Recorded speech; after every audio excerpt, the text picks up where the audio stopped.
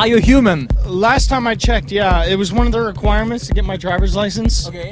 So I had to tick yes for the "Are you human" box. Yes, I'm definitely human.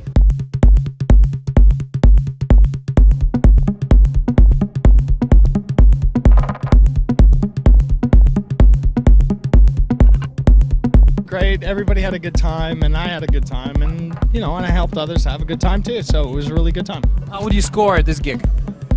10 out of 10! An audience? 10 out of 10, always. Will we be back here? Absolutely!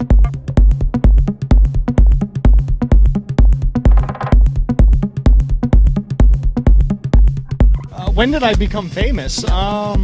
I don't know. I haven't really been keeping track of my fame. Okay, well, if you want to lock it down into words, I would say when I started submitting my tracks to Pete Tong, and Pete Tong started playing them out and all that kind of stuff, well, Pete Tong has a big audience, so, when he played my music, I became known.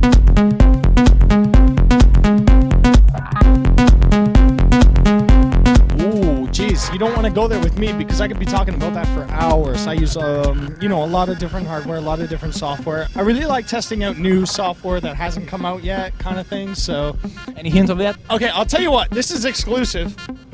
Me and my partner Steve Duda from X for Records are working on some new software called Nerve, which will be out late 2009. Piece of software that I've been using for the last year or so will be releasing to the public kind of soon. You have tried it already?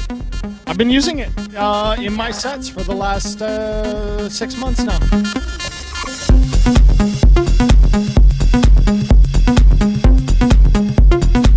How would I describe Deadmau5 style? I wouldn't give it a style. I wouldn't pigeonhole it into any one thing. It's all over. It's electro, it's techno, it's trance, it's not trance, it's this and that. You know what I mean? It's just electronic music. It's just music, you can't take it too seriously. You have to take it for what it is at face value, It's just music that moves people, that makes them dance, that makes everybody happy, that's the kind of music I make, So I'm trying not to be a trance guy. I'm not trying to be an electro house guy. I'm just trying to be, myself and apply my art into, all sorts of different kind of electronic music. I've been known to make, everything from, down-tempo, really chill out kind of styles to like really banging, dirty house music. But, I love it all. So I try to do a lot of it. I have a very hard time making like eye contact with people. I do. I'm always looking at what I'm doing or, looking at the next thing and not so much looking at the crowd.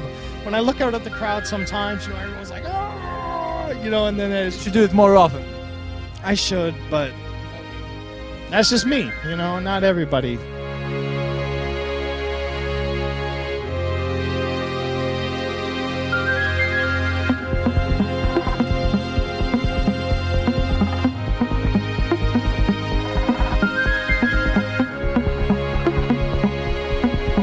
Lately, it's been a real problem because I can't move with my studio everywhere, Well, now that I've signed to EMI, they've given me, some kind of super magical powers to let me fly back home and work on some music because I have a hard time working on music outside of the studio. And, like a lot of producers I know and talk to, they can do stuff on a laptop on the road on tour, but I can't do it. I just can't do it. So I have to go home every couple of weeks to work on something new. I was really precautious about signing to a major for the longest time. I never wanted to do it because our independent label, Mousetrap, was doing, it was doing okay. It was doing fine. Like, we could have just went the rest of our lives just doing Mousetrap. But, we needed a little extra help to, reach more people on a broader scale kind of thing. So we signed to a major, but it's not the normal kind of record deal where, you sign your name and, they give you lots of money and then you're owned. You're their label's bitch and then they're going to direct. So you are not? No, absolutely not. This is actually the first type of deal that EMI and Virgin have signed with any other artist. It's a very rare deal where they will kind of finance the things that you want to do and, keep in total respect what the artist wants to do kind of thing. So we're working together as a team.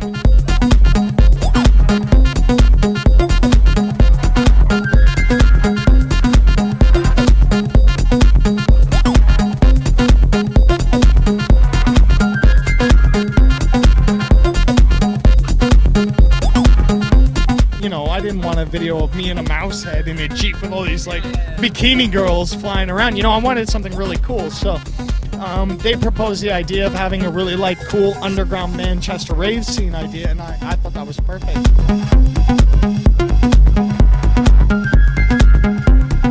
None. Why is it so? Because I can't afford a girlfriend. Nah, I got a couple female friends.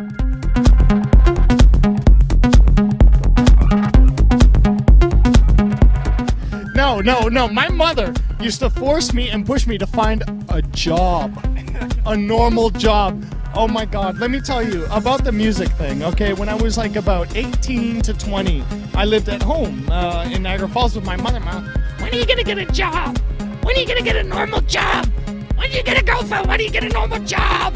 It was so bad. It was just like all the time. My mother fucking pounding my ass every day about getting out and, you know, becoming a software developer or a software engineer or a graphic designer. You know, no aspiration to be a musician. And it's just, you know, so it's like my mom put a lot into my career in respects to tolerance.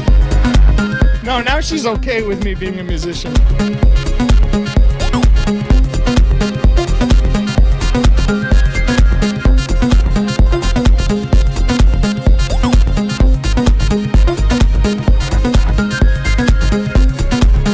I spend more time than I should reading about what people say to me on the internet. The internet is a very violent place for words and comments and stuff like that. And I used to be one of them, and so I can take the punches, you know, so it's all good.